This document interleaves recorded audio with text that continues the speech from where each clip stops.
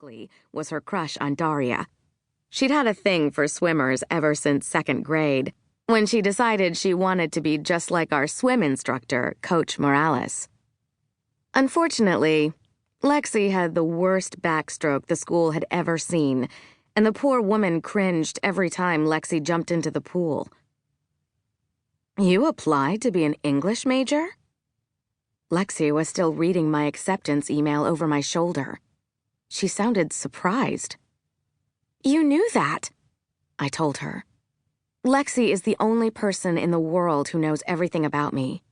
When we were 6, she was the only one I told that I accidentally broke our classroom hamster cage and let little Midgie escape.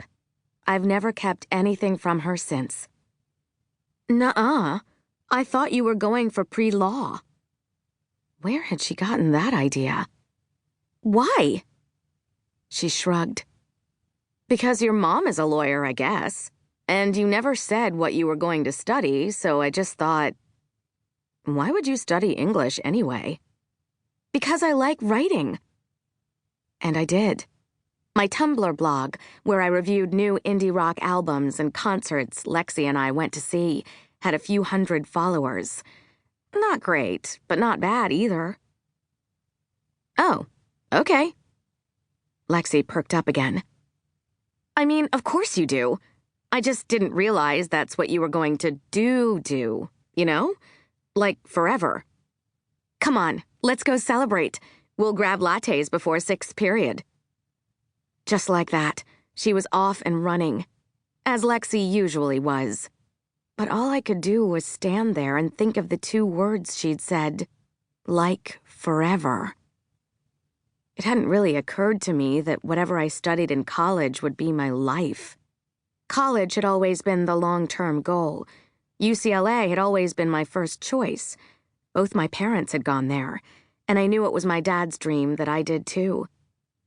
I liked school and getting good grades and learning new stuff, so it wasn't difficult for me to work toward that kind of dream for 13 years of school. Only now the 13 years were over, and I was signing up for a life path.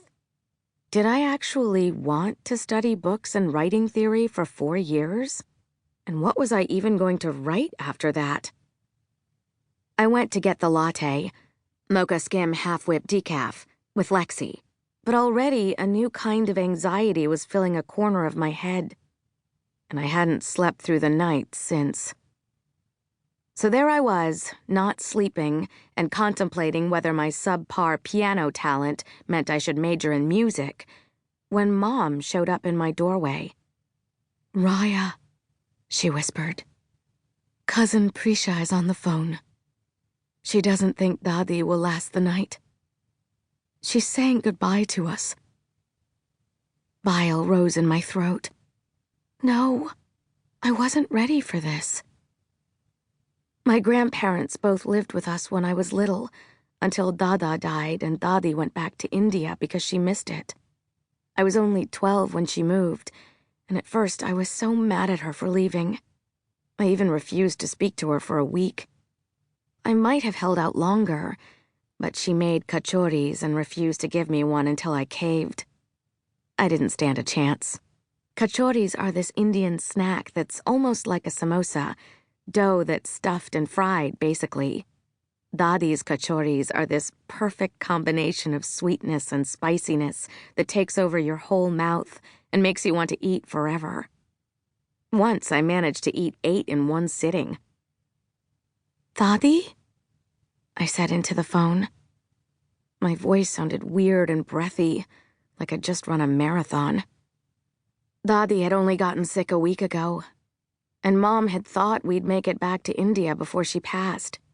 I'd been so certain that Dadi would never die without saying goodbye to me in person that I hadn't seen this moment coming at all.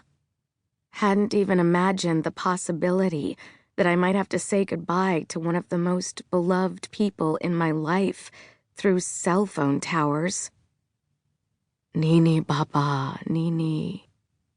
A voice was singing on the other end of the line. Tears immediately started falling down my cheeks. Nini Baba Nini is an old Indian lullaby. When I was